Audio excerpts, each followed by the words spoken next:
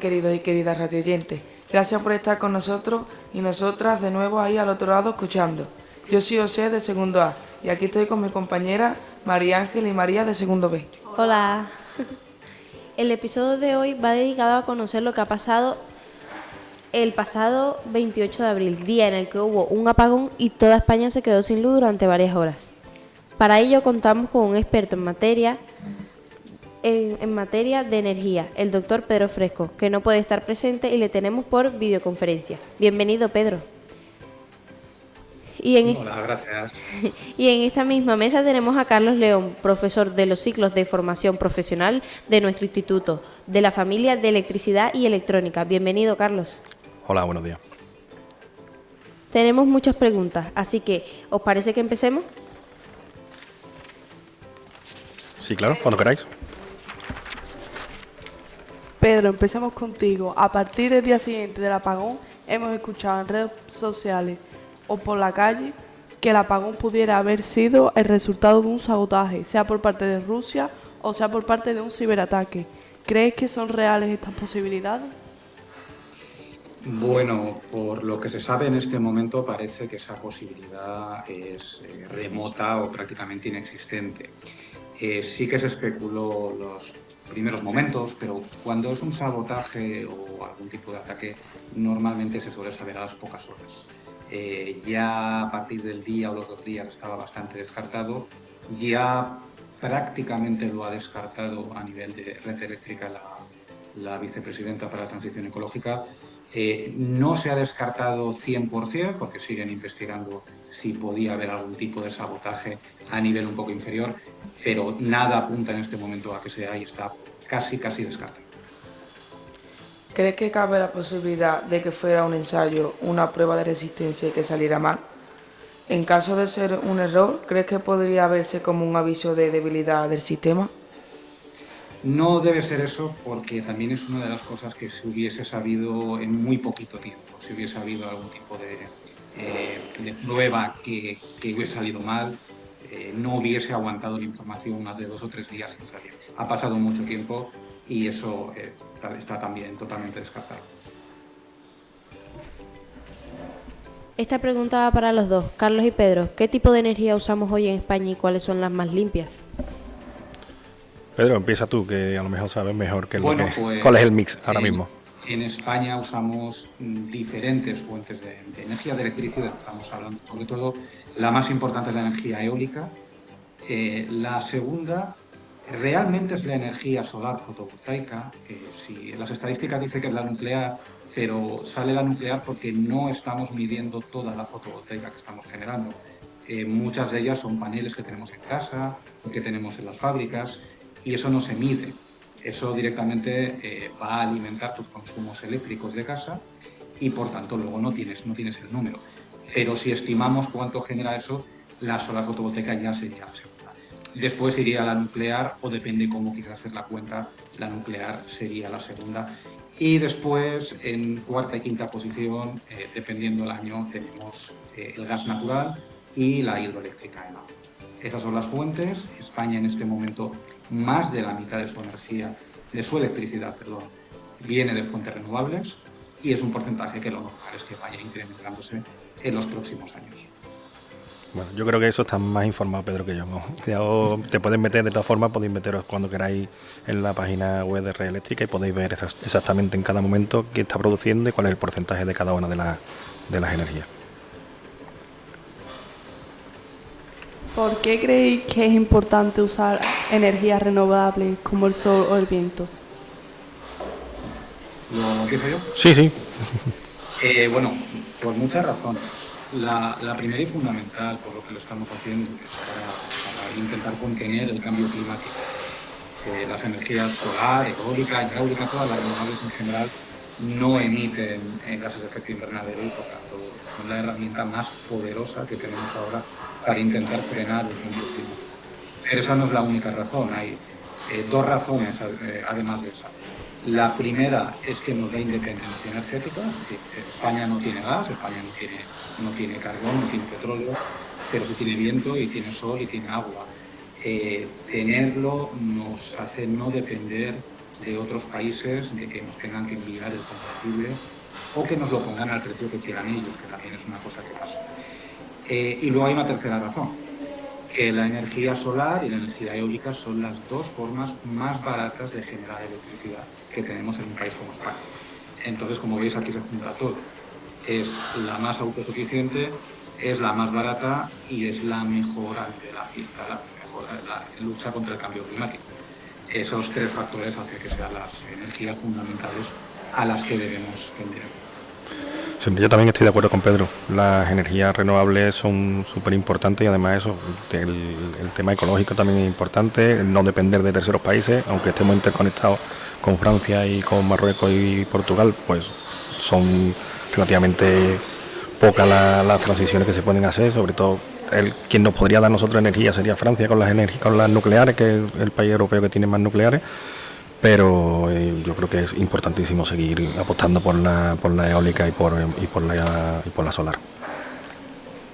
¿Cuánto estamos aprendiendo? Pero me voy a atrever a preguntaros algo. A ver qué opinión tenéis como expertos en el sector eléctrico. ¿Qué creéis que fue exactamente lo que pasó el día del apagón? ¿Creéis que trajo consigo alguna consecuencia? Bueno, esta es la pregunta de un millón en este momento y realmente nadie lo sabe.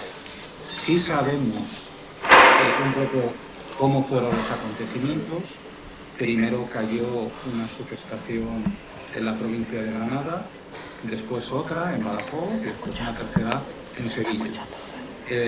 Todo eso fue una caída tan fuerte de generación que llevó a que el sistema se desequilibrara y empezasen a caer centrales de generación, la interconexión con Francia y una serie de cuestiones, y todo el sistema al final no tuvo energía suficiente para responder a la demanda y todo cayó. La cuestión aquí es por qué ha pasado esto.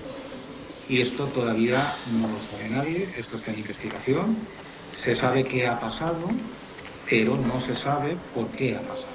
Y para saber por qué ha pasado hay que analizar bien qué cosas han pasado antes que otras cosas. Y aquí hay que entender una cosa muy importante. La electricidad no va a la velocidad de la luz, pero prácticamente.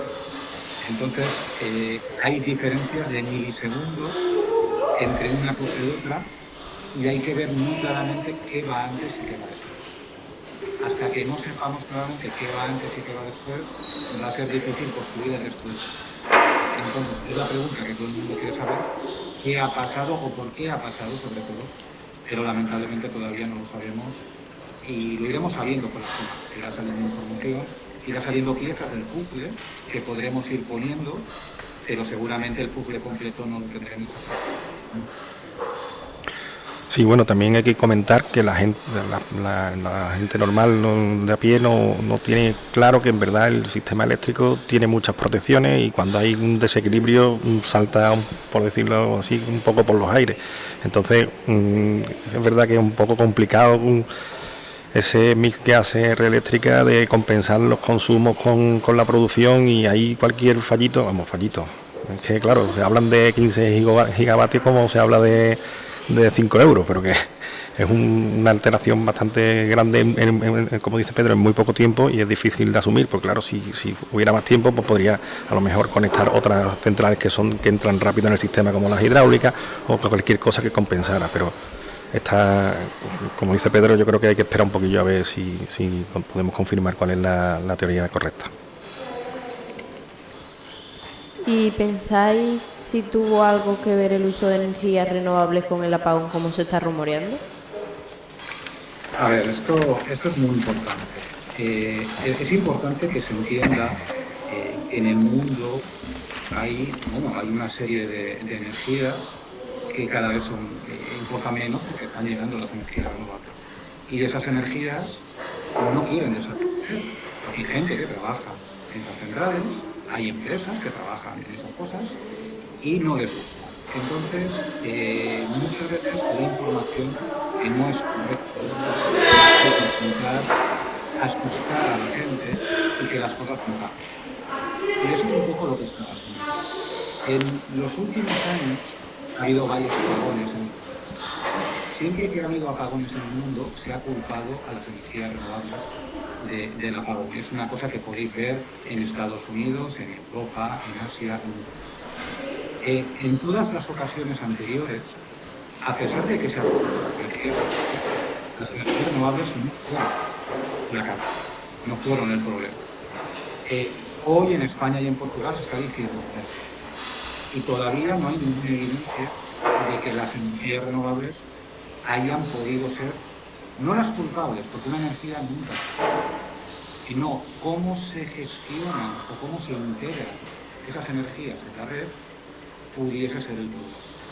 Hoy no se sabe, hoy todas las cosas que están diciendo son mínimamente inciertas, no se sabe, por tanto, quien asegure que son las renovables está mintiendo, y yo creo que es importante tenerlo claro hoy. Pero en cualquier caso, cuando tengamos las respuestas a cuál fue la causa, si pudiese ser, por ejemplo, en hipótesis, que hubiese mucha concentración de energía renovable en algunas zonas de España determinadas, la solución no sería quitar las renovables. La solución sería fortalecer los sistemas de la red eléctrica para que esa cantidad de renovables no generase el problema que podrían haber generado, que es una hipótesis. Entonces, aquí hay dos cosas. Primero, no se sabe, nada apunta a que sean las renovables, pero en el caso de que fuese una mala integración de las renovables, hay soluciones técnicas muchísimas para integrar las renovables. Como ha pasado en otros países. En otros países hay mucha más energía renovable en el sistema eléctrico que en España y no hay apagones. Por tanto, no es un problema de que haya energía renovable, es energía renovable y cómo se gestiona esa energía. Sí, bueno, Pedro, no sé si me surge a mí una duda aquí con respecto a la renovable, y es el tema de que a lo mejor la regulación de esas fluctuaciones es un poco más complicada que, por ejemplo, en una nuclear, que siempre está funcionando al mismo régimen y esas cosas, ¿no? Hay una cuestión aquí, que es que nuestro sistema eléctrico normalmente funciona con grandes máquinas, ¿vale? Y teníamos todo controlado, lo que se llama la inercia, tanto la potencia reactiva, y una serie de parámetros del sistema eléctrico. Las renovables son un poco más complejas de meter en una red eléctrica. Por tanto, cuando una red eléctrica se mete en muchas renovables, hay que hacer cosas en la propia red y en la propia gestión de esa red eléctrica y del sistema eléctrico para que todo siga funcionando. Pero eso ya se está haciendo y se va a seguir haciendo.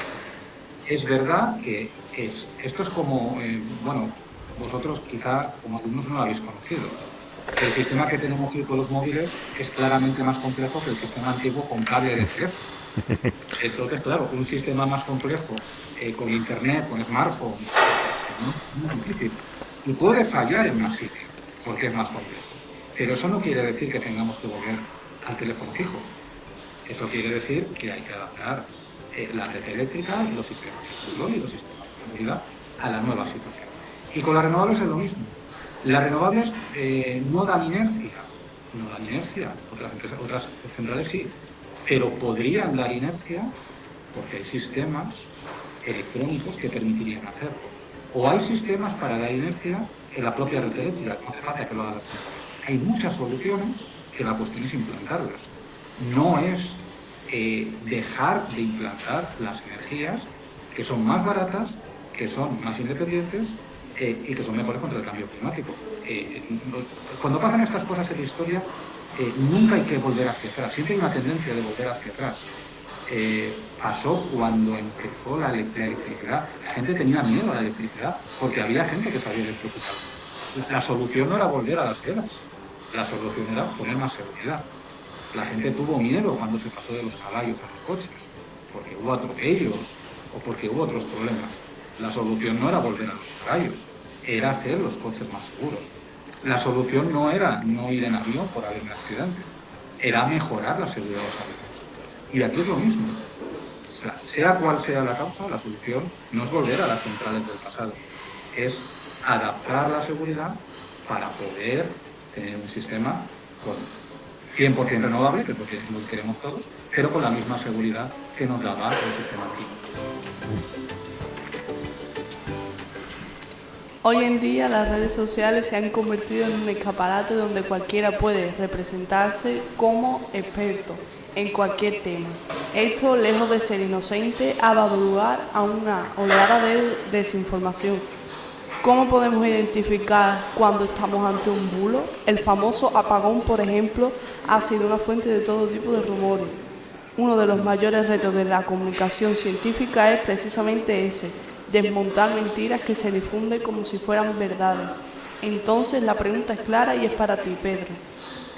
¿Cómo podemos protegernos frente a tanta desinformación? ¿Qué se supone que deberían hacer los medios de comunicación? Bueno, yo llevo muchos años trabajando esto y la respuesta es muy fácil. Yo creo que lo más importante es, y esto va para todos, no creernos los más listos del mundo, ¿de acuerdo? Y que lo que nos parece a nosotros que es verdad. No somos los más listos del mundo. A todos nos pueden engañar. A mí me engañan seguramente a diario en temas que yo no conozco, porque yo puedo saber de todo como nadie puede saber. Entonces yo creo que lo primero, para empezar a construir barreras contra la desinformación, lo primero es saber que te pueden estar engañando y que no somos más listos que nadie, y saber que eres vulnerable.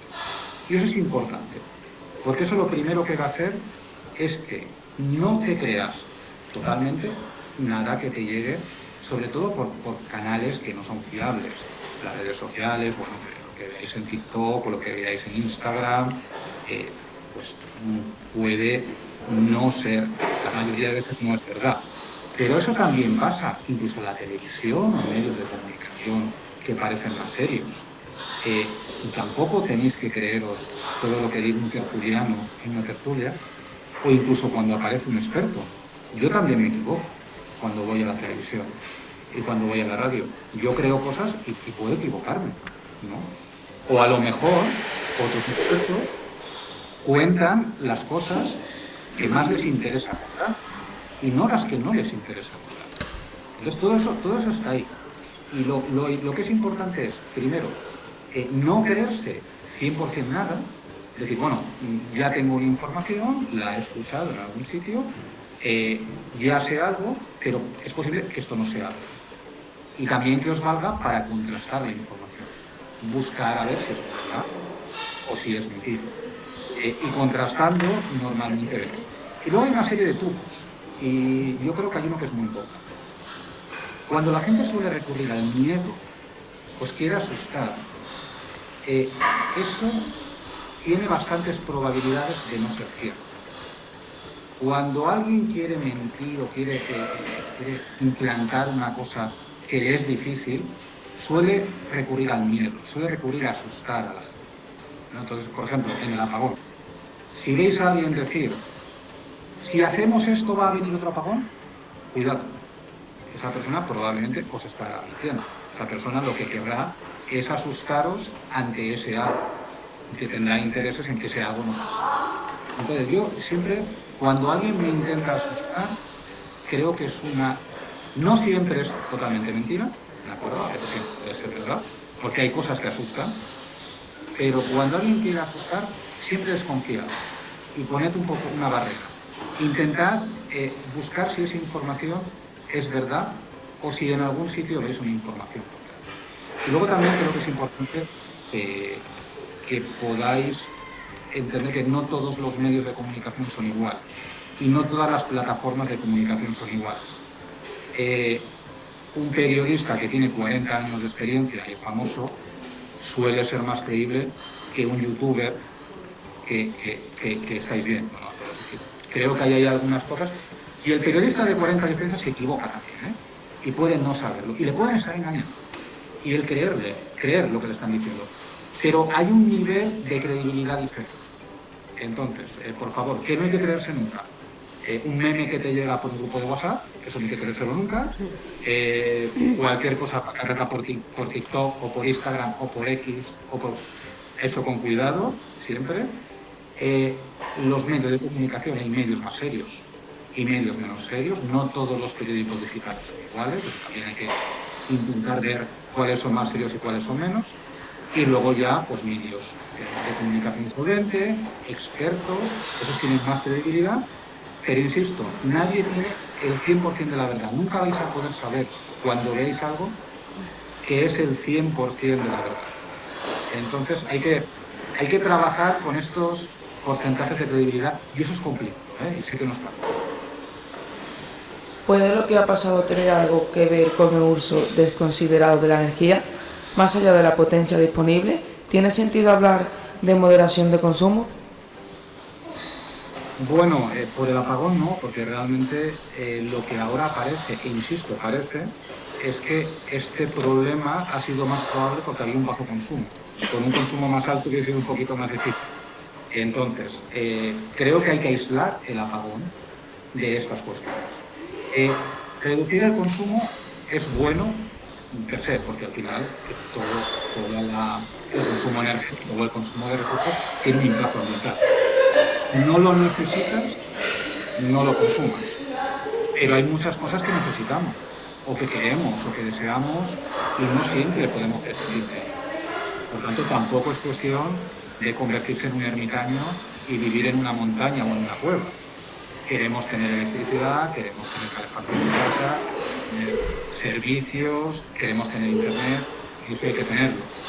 Y ese consumo tiene que estar. Pero en el momento que tengamos ese consumo, lo que tenemos que intentar el origen de ese consumo sea lo más limpio posible o sea el que tenga el menor impacto. Y eso sí, cosas que sean absurdas, que no tengan sentido, consumos que no te aporten nada, hay que intentarlo. Claro, yo en eso estoy de acuerdo también con Pedro. Potencia tenemos suficiente, o sea, generación hay.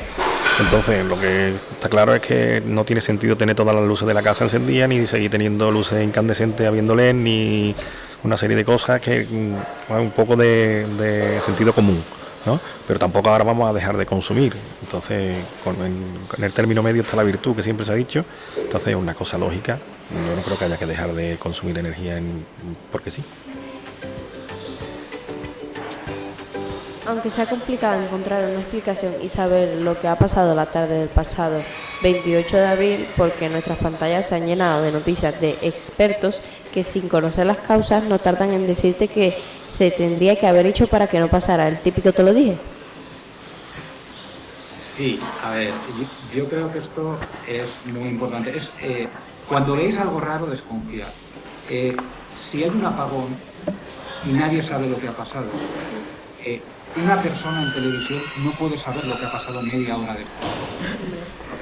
Si veis a alguien cuando te está diciendo Red Eléctrica que no sabe lo que ha pasado, te está diciendo el gobierno que no sabe lo que ha pasado, si aparece alguien en televisión diciendo que sabe lo que ha pasado, es muy difícil que eso sea verdad. Yo pongo a veces el ejemplo de un accidente. Imaginaos que hay un gran accidente de tráfico de aquí en un rato, ¿no? Y antes de que llegue la ambulancia, antes de que llegue el forense, antes de que lleguen los investigadores, sale alguien en televisión y dice que eso ha pasado porque la gente no conducía un Ferrari, ¿no? Por ejemplo. Hombre, ese señor no tiene ni idea de lo que ha pasado. Ese señor lo que quiere es vender un Ferrari. Pues con esto pasa lo mismo. Nosotros no sabemos lo que ha pasado todavía hoy, un mes después. Y por tanto, nadie que saliese el primer día en televisión y asegurarse lo que ha pasado, lo sabía. Y de hecho aquí pasó una cosa muy, muy interesante que os voy a comentar y creo que es importante para que veáis cómo funcionan los medios de comunicación. A mí me llamó mucha gente el primer y el segundo día para que fuese a los medios de comunicación. Pero yo no sabía nada, yo no tenía nada que decir. Yo no tenía información de qué había pasado. Y yo le decía a los medios que, mira, no voy a ir para decirte en televisión que no sé lo que ha pasado, no tiene sentido, ¿no? Como yo, hicieron muchos. Sin embargo, había personas que no tuvieron esa vergüenza propia y salieron en televisión aunque no tuviesen nada que decir. Entonces, aquí pasa una cosa que creo que es muy interesante. Los primeros que salieron en los medios eran los que tenían menos vergüenza y se atrevían a decir las cosas que no sabían. Y la gente que era más responsable o más honesta, no quisimos salir en los medios de comunicación los primeros días o las primeras horas. Y esto es muy peligroso a nivel de medios de comunicación, porque los primeros que te encuentras son seguramente los que menos deberían estar ahí, pero son los únicos que quisieron estar. Así que cuando veáis un programa de televisión o un programa de radio, sin desconfiar de todo, porque desconfiar de todo también es malo, Pero siempre pensad que estas cosas pueden pasar.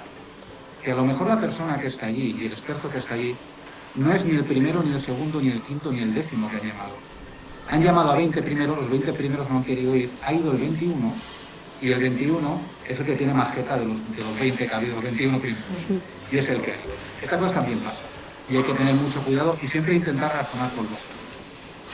Sí, yo hay una cosa que quería comentar, que lo ha comentado antes Pedro y que ahora ha vuelto a decirlo con lo del el ejemplo del Ferrari, y es la cantidad de expertos, como tú dices, que salieron contando sus medias verdades para llevar el mensaje a donde ellos querían, ¿no? Que si las nucleares por aquí, que si mejor la hidráulica, que si los ciclos combinados, que si, según le iba entendiendo. Entonces, yo creo que ahí también, en ese momento inicial, ha habido muchos intereses comerciales de distribuidoras, de propietarios de centrales y esas cosas. Entonces, hay que tener un poco de perspectiva y también fijarse a lo mejor en la parte común que te cuentan todos ellos, que a lo mejor por ahí es donde estará la verdad. Si todos hablan de una parte común, que todos están de acuerdo, eso probablemente sea lo más cierto de lo que están hablando, y las otras partes que están ahí soslayando son las que pueden ser totalmente erróneas.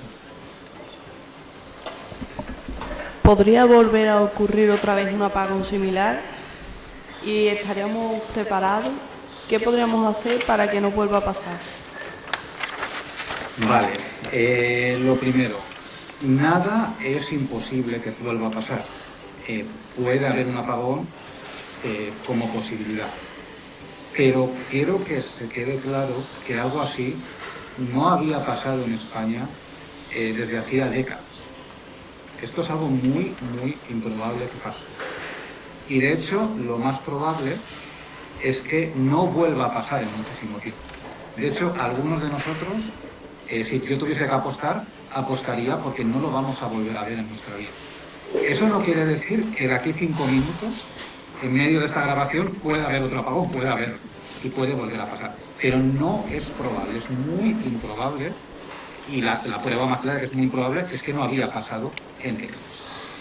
La otra pregunta es ¿qué podemos hacer para intentar que no vuelva a pasar? Lo que podemos hacer es intentar minimizar el riesgo, que sea menos posible que vuelva a pasar. Pero creo que es muy importante esperar a las conclusiones oficiales, porque si nos ponemos a hacer cosas sin saber realmente lo que ha pasado, lo que haremos no valdrá para nada. Hay que esperar a ver qué ha fallado realmente, si es que ha fallado algo, qué recomendaciones hay para mejorar, que no es evitar al 100%, no lo vamos a convertir en imposible, pero sí es menos probable que algo se pueda repetir y luego implementar. Y muchas de estas soluciones ya se empiezan a hablar, porque no sabemos muy bien qué ha pasado, pero sí tenemos alguna idea de qué podemos hacer para que un sistema eléctrico sea más robusto, sea más fuerte y esto sea más improbable. Habréis escuchado hablar de la interconexión con Francia. ¿Vale? La interconexión con Francia hay que ampliar. Y de hecho hay una obra ya para que se amplíe. Eso no quiere decir que no pueda haber un apagón con más interconexión, o que no hubiese habido este apagón, pero bajarás un puntito menos de riesgo, tendrás pues como un paracaídas más, por decirlo así.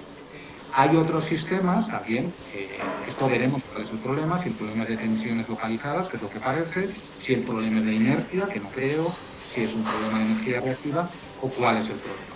Cuando se sepa, habrá mecanismos para ponerlo.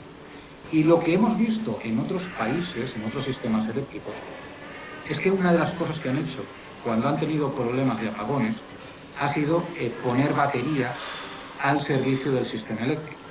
Porque una batería es una electrónica de potencia muy avanzada, una batería puede hacer de todo, puede responder más rápido que cualquier otra central, puede dar inercia si tú la programas para eso, puede controlar tensiones, puede hacer muchísimas cosas.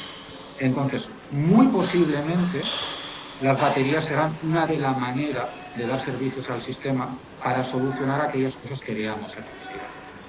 Y más allá tampoco podemos decir mucho más, tendremos que esperar a tener la autopsia del cadáver, la autopsia del problema, y cuando veamos la autopsia veremos problemas seguramente localizados o concretos en determinadas zonas o en determinados procedimientos de operación, que es una cosa que es lo que hace la red eléctrica cuando algo falla, a qué botón le tengo que dar cuando me falla una cosa, pues a lo mejor ahí también vemos que hay que actualizar algunas cosas y las actualizamos. Y de este apagón pasará lo que pasa siempre con los grandes problemas, que se aprenden cosas y se mejoran cosas. Y por tanto después el riesgo baja. Esto ha pasado mucho en la aviación, por ejemplo, los aviones. Cada accidente de avión que ha habido se han encontrado cosas y se han puesto sistemas de seguridad adicionales. Con este apagón también pasará y de aquí 2, 3, 4 años tendremos un sistema eléctrico todavía más seguro que el que tenemos. Carlos, Pedro, ¿veis inicio detrás del apagón que pueda pasar algo peor? Hombre, yo creo que algo peor que un cero en el sistema complicado. ¿Sabes? Un cero es que te quedas sin electricidad. Lo peor que puede pasar es que dure más el tiempo que tardamos en recuperar la energía, pero peor me parece a mí que es complicado. No sé, Pedro, qué es lo que piensa. Ese es lo peor que podría pasar, que en vez de recuperarnos en 10 horas, tardásemos 10 días. De hecho, una cosa importante, quiero que esté claro. En Texas, que está en Estados Unidos, como sabéis, hubo un apagón hace 4 años, en 2021. En Texas, 48 horas después del apagón, 2 días después del apagón, más de la mitad de la población todavía no tenía luz. En España y Portugal, en prácticamente 8 o 9 horas, la gran mayoría de la población volvía a tener electricidad. Entonces, yo creo que esto habla bien del sistema eléctrico tanto en España como en Portugal, comparado con otros países.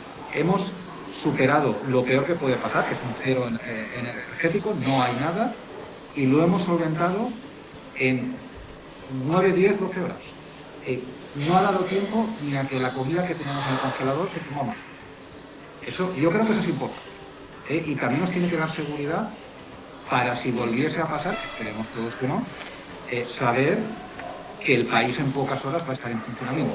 Y otra cosa importante, y creo que es importante, servicios esenciales como los hospitales u otras cosas han seguido funcionando porque estábamos preparados para que en el peor de los casos siguiesen funcionando. Entonces, yo creo que también hay cosas positivas en este apagón de cómo ha funcionado España y Portugal, y no todo es malo. Creo que también tendremos a veces que ver qué cosas han funcionado y qué cosas sí que estaban preparadas. Porque de hecho, y esto es importante, se ha restaurado tan rápido el sistema eléctrico porque todos los años Red Eléctrica hace un simulacro de cómo reactivar el sistema eléctrico. Todos los que han hecho el simulacro no lo habían vivido jamás. De hecho, todos los que enseñaron a los que hoy están en el sistema eléctrico y ya están jubilados, tampoco lo habían vivido jamás. Y todos hicieron simulacros todos los años. Y gracias a hacer simulacros, esto se ha restaurado rápido. Por eso cuando hagáis un simulacro de incendios, por ejemplo, y lo tomáis a cachondeo, que es una cosa que pasa mucho, porque nunca pasa un incendio, saber que el día que pasa un incendio, eso realmente funciona y sirve para saber lo que hay que hacer.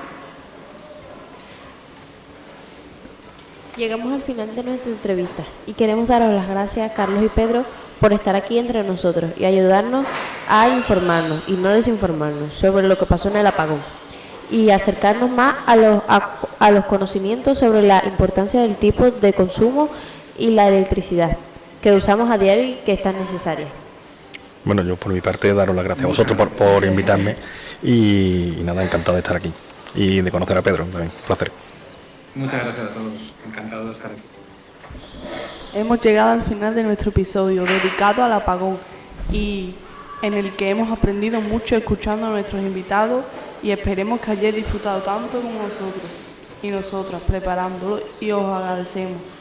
Queridos radioyentes, que nos hayáis escuchado hasta el final. Nos vemos en el siguiente episodio. Hasta la próxima. Adiós.